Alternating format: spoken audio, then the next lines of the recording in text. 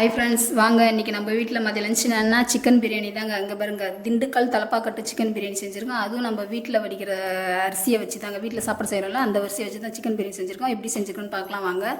தேவையான பொருள் பாருங்கள்: பட்டை, லவங்கம், ஏலக்காய், ஜாதிபத்திரி, இப்போ கல்பாசி, அன்னாச்சிப்பூ, சோம்பு இதெல்லாம் வறுக்கிறதுக்காக தட்டில் எல்லாத்தையும் ஒன்றா சேர்த்து எடுத்து வச்சுருக்குறோம். அதுக்கப்புறம் தேவையானது சின்ன வெங்காயங்க. சின்ன வெங்காயத்தை தான் இன்றைக்கி நாங்கள் பிரியாணியில் செய்ய போகிறோம்.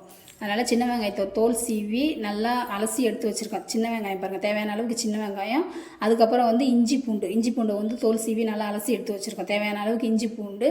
அதுக்கப்புறம் புதினா மல்லி பாருங்கள், தேவையான அளவுக்கு புதினா, தேவையான அளவுக்கு மல்லி எவ்வளோ ஃப்ரெஷ்ஷாக இருக்குது பாருங்கள்.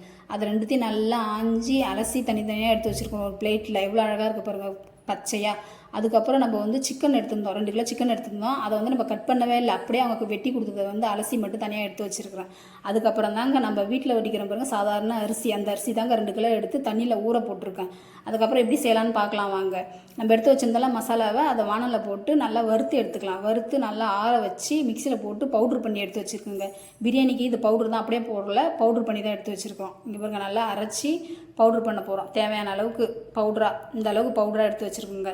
இதுக்கப்புறம் இஞ்சி பூண்டு அரைச்சிக்கலாம். இஞ்சி பூண்டு நான் வீடியோ எடுக்கலை, ஆனால் இஞ்சி பூண்டு அரைச்சி எடுத்துக்கலாம். இஞ்சி பூண்டுக்கு அப்புறம் நம்ம சின்ன வெங்காயம் தோல் சீவி வச்சுருந்தோம்ல, அதை நம்ம அரைச்சி எடுத்துக்க போகிறோம். கட் பண்ணல, அரைச்சி எடுத்துக்க போகிறோம். இந்த சின்ன வெங்காயத்தெல்லாம் மிக்சியில் போட்டுக்கலாம். மிக்சியில் போட்டு அதை நல்லா அரைச்சி எடுத்துக்கலாங்க. மழை அரைச்சி எடுத்துப்போம். அரைச்சி எடுத்ததுக்கப்புறம் நம்ம என்னென்ன அரைச்சிருக்கோன்றதை நான் உங்கள்கிட்ட காட்டுறேன் பாருங்கள். இஞ்சி பூண்டு பேஸ்ட்டு, அந்த வறுத்து எடுத்து வச்சுருந்தோம்ல மசாலா ஐட்டம் அது, அதுக்கப்புறம் சின்ன வெங்காயத்தை நல்லா அரைச்சி வச்சுருக்குறேன். சரி, எப்படி செய்யலான்னு பார்க்கலாம் வாங்க. ஒரு பாத்திரத்தை வச்சு அந்த பாத்திரத்தில் தேவையான அளவுக்கு நம்ம எண்ணெய் வச்சுக்கலாம். தேவையான அளவுக்கு எண்ணெய் ஊற்றிப்போம். அதுக்கப்புறம் நெய். நாங்கள் நெய் அதிகமாக சாப்பிட மாட்டோம், அதனால் கொஞ்சம் கம்மியாக நெய்ங்க. இந்த ரெண்டும் நல்லா காஞ்சதுக்கப்புறம் நம்ம இஞ்சி பூண்டு பேஸ்ட் அரைச்சி வச்சுருந்தோம்ல, அந்த இஞ்சி பூண்டு பேஸ்ட்டை நம்ம தேவையான அளவுக்கு, பிரியாணிக்கு எந்த அளவுக்கு தேவையோ அந்த அளவுக்கு நம்ம இஞ்சி பூண்டு பேஸ்ட்டை போட்டு நல்லா வதக்குவோங்க. அந்த இஞ்சி பூண்டு வாசனை போகிற வரைக்கும் நல்லா வதக்கிட்டே இருப்போம்.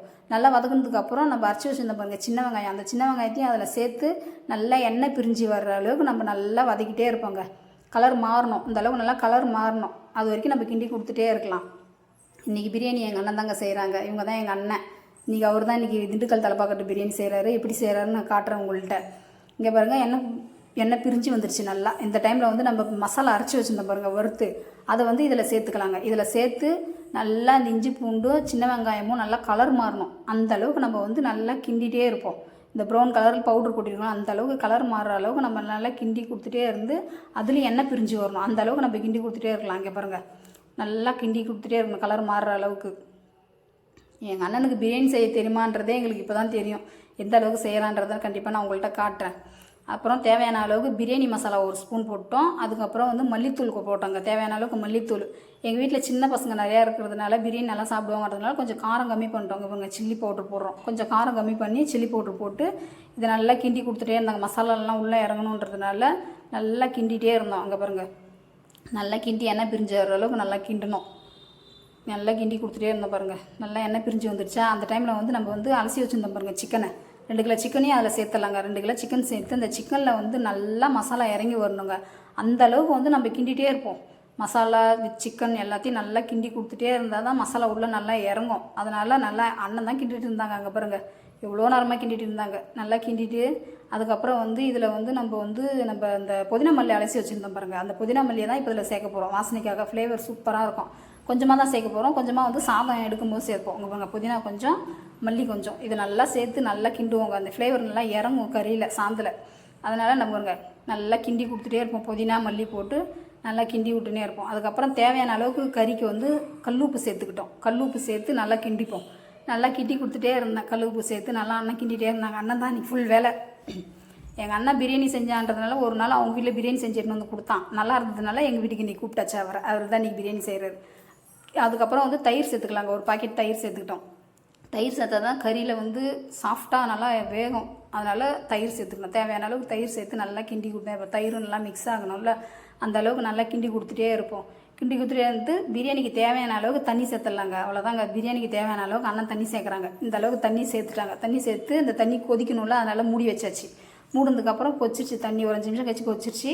இங்கே பாருங்கள், அந்த டைமில் அண்ணன் அரிசி சேர்த்துக்கிறாங்க. அரிசி கொட்டுறோம். நாங்கள் 2 கிலோ எடுத்து வச்சுருந்தோம்ல, அந்த அரிசி நல்லா ஊற வச்சுருந்தோம். அதை இதில் கொட்டி நல்லா கிண்டிட்டோம். கிண்டி இதில் உப்பு காரம்லாம் எப்படி இருக்குது அப்படின்னு பார்த்து கிண்டி விட்டாங்க. கிண்டி விட்டுங்க பாருங்கள். கலர் ஃபுட்டு எதுவுமே இதில் நாங்கள் ஃபுட் கலர் எதுவுமே இதில் நாங்கள் ஆட் பண்ணல. இப்படி இருக்கு பாருங்கள். அப்படியே நாங்கள் நேராகவே உங்கள்கிட்ட காட்டுறோம். அதுதான் மசாலா எது கலர்லாம் ஆட் பண்ணல. இந்த அளவுக்கு நல்லா கொதிச்சிருச்சு அரிசி. தண்ணி இன்னும் கொஞ்சம் சுண்டணும். இங்கே பாருங்கள், தண்ணி இந்த அளவுக்கு சுண்டனதுக்கப்புறம் அது மேலே கொஞ்சமாக புதினா மல்லி தூவி வாழை இலை இருக்குது பாருங்கள். வாழை இலையை வந்து அதில் வச்சு 2 வாழை இலை எடுத்து அதில் போட்டு மூடிடுறோம். வாழை இலையில் அந்த ஃப்ளேவர் கொஞ்சம் இறங்கினா நல்லாயிருக்கும். அதனால் 2 வாழை இலையை அதில் வச்சு நாங்கள் மூடிட்டோங்க. தட்டு போட்டு மூடிட்டு அரிசி தண்ணி தான் இறங்கிடுச்சுல, அதனால் வந்து 10 நிமிஷம் தான் வச்சோம். அது மேலே ஒரு வெயிட் தூக்கி வச்சிட்டோம். வெயிட் தூக்கி வச்சு ஒரு 10 நிமிஷம் தான். 10 நிமிஷத்துக்கு அப்புறம் எடுத்து பார்த்தோங்க. பிரியாணி பாருங்கள், அந்த இலை கலரே மாறிடுச்சு பாருங்களேன். ஃப்ளேவர்லாம் அந்த அளவுக்கு பிரியாணியில் இறங்கும். இங்கே பாருங்கள், பிரியாணி பார்க்க திண்டுக்கல் தலப்பாக்கட்டு மாரி சூப்பராக இருந்ததுங்க பிரியாணி. இங்கே பாருங்கள், கலர்லாம் அப்படி தான் இருக்குது. இங்கே பாருங்கள், எங்கள் அண்ணன் பிரியாணி செஞ்சு கிண்டுறாரு. அவர் எடுத்து காட்டுறாரு பிரியாணி எப்படி பாருங்கள் கிண்டி. சூப்பராக இருந்ததுங்க உண்மையாலுமே பிரியாணி. ஹாய் சொல்கிறாரு உங்களுக்கு எல்லாருக்கும் ஹாய்ன்ட்டு. ஹாய் சொல்லுங்கள் எங்கள் அண்ணனுக்கு. இங்கே பாருங்கள் பிரியாணி சூப்பராக இருக்குது. யாரெல்லாம் திண்டுக்கல் தலப்பாக்கட்டு பிரியாணி வீட்டில் ட்ரை பண்ணியிருக்கீங்க கண்டிப்பாக கமெண்ட்டில் சொல்லுங்கள். இங்கே பாருங்கள் பிரியாணி, திண்டுக்கல் தலப்பாக்கட்டு பிரியாணி சாதாரண வீட்டில் ரைஸ் செய்கிறோம்ல அதனோட பிரியாணி தான். இங்கே பாருங்கள், நான் எடுத்து காமிச்சிட்டேன். எங்கள் அண்ணன் செஞ்ச பிரியாணி நான் செஞ்ச மாரி ஒரு பில்ட்டை போட்டு பிரியாணி பாருங்கன்ட்டு. இங்கே பாருங்கள் பிரியாணி உண்மையாலுமே கலர் நல்லா தாங்க இருந்தது. ஃபுட் கலர் எதுவும் ஆட் பண்ணல, கலர் நல்லா தான் இருந்தது. சூப்பராக வந்ததுங்க டேஸ்ட்டும். பாருங்கள், அதுக்கு சைட் டிஷ் வந்து முட்டை, அப்புறம் வந்து ஆனியன் ரைட்டாவும் ரெடி பண்ணி வச்சிட்டோம். பாருங்கள் பிரியாணி, இன்றைக்கி தான் பிரியாணி. வீடியோ பிடிச்சிருந்தா லைக் பண்ணுங்கள், சப்ஸ்கிரைப் பண்ணுங்கள். Okay bye.